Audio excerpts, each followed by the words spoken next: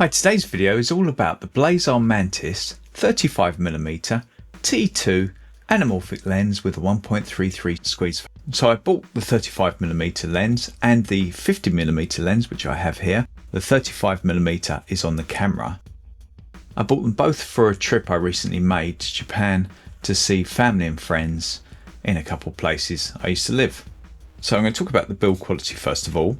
It's quite a hefty lens, but it's not too bad for most anamorphics. It's actually quite light compared to others. It's got a focus ring and it's got an aperture ring here. The focus ring is very smooth, where the aperture ring you can almost feel it grinding a little bit more against metal. Not too bad, but the focus ring is much smoother. The aperture goes from T2 to T22, so it's quite a big range. The minimum focus is at 1.2 feet, or in meters, that is 0.48, which for an anamorphic lens is pretty close. I mean, I'm using one now and I'm touching the lens, so that gives you an idea how close it is. And as I said, I've got a T2. I'm very careful not to move too much, because if I move too much, I'm going to very easily put myself out of focus, as it is a manual focus lens. But overall, the build is pretty good. You may notice on this, it comes with different mounts. I've got a mount on it at the moment, but you can change the mounts. You can actually take them off and swap them for different mounts. I might change it for PL mount in the future. The reason why I didn't go for PL mount in the first place, as I was going on a trip, I got E mount, mainly for lightness. I didn't really want to bring a PL adapter and then PL mount and add the extra weight.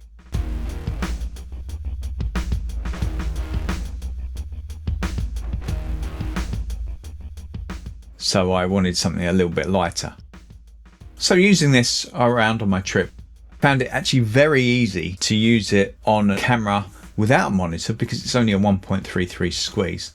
Though there is a caveat to that, it actually works out as a 1.38 squeeze rather than 1.33. In this video, that's what I'm putting at now, and it looks a bit better. And looking at other videos and actually what Blazar have said, it is a 1.38 squeeze. Using it, I found it very easy to get focus. It's not exact, as you can see here, the focal plane is very, very small, but you get a rough idea, and you can see the examples here how well I did. It's a wide lens at 35mm, and then with the extra squeeze, it works out at this. So with that extra squeeze, there's lots of chromatic aberration, so different color fringing on there, like greens and purples. On an anamorphic lens though, people kind of expect that as part of the look. It's not going to be perfect. There's barrel distortion on this. So barrel distortion is when the edges bend out like this. The opposite to that is pincushion, where they bend in like this. And these are barrel distortion. That's something people look for on an anamorphic lens, which is a nice touch. The outside filter thread is 77mm. It's easy to put a 77mm filter on there, such an ND filter. For anamorphic lenses, they are actually very travel friendly. I found the image pretty good.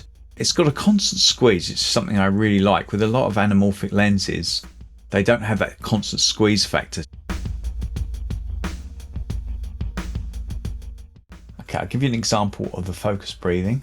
So if I move it to here, that's the very end, you'll see it's coming to me. As I move it around to the background there, I'm out of focus, but you can see the breathing there. Just going to bring it around to here till I'm near enough in focus there. Positives are, it's very light, easy to travel, 1.33 squeeze, but they've got a little trick on this lens where they've changed the aperture. So rather than being round, it's actually oval. So that oval aperture gives it more oval bokeh than you get with a normal 1.33 squeeze lens, or in this case 1.38. More you'd get with 1.5 to 2 times squeeze. I'd say more on the 2 times squeeze.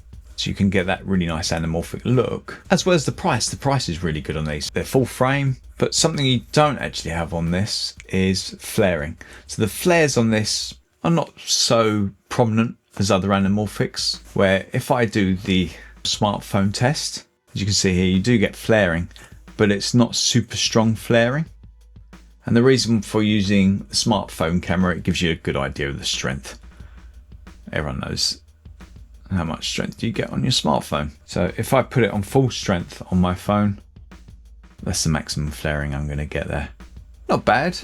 They're yellowy tinged flare with a little bit of green there, if you can see that. But for me, that's actually a good thing.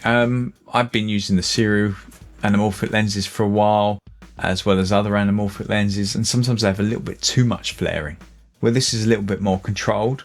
As you can see this example here where the cars are coming towards me, there's not flaring everywhere. In fact, there's very little flaring, but it's not too strong, which makes, in my opinion, a bit of a difference, where you can have the anamorphic look, but you're not getting flares every 5 seconds. Though you can get flares if you put it to the sun in this example, and other ways too.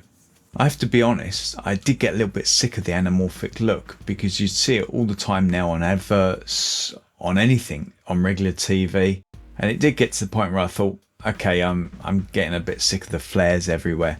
So this having a lot less flares for me is now actually more of a plus.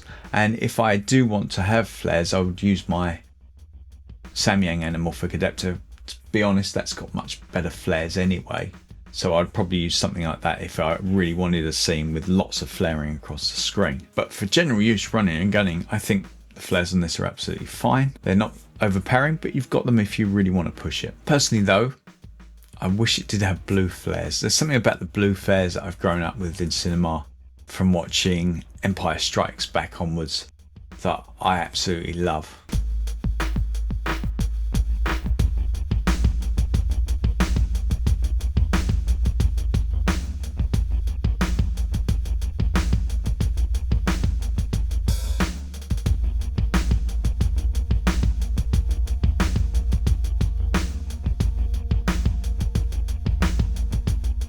That's my video on the Blazar Mantis 35mm T2 anamorphic lens with a 1.33 in brackets a 1.38 squeeze factor. I'm filming at T2, so it gives you an idea of the look you get at T2. So if you have any questions about this video, put them in the comments below. I hope you enjoyed the video. I hope to see you again in my next one. Thanks for watching. Thank you. Bye bye.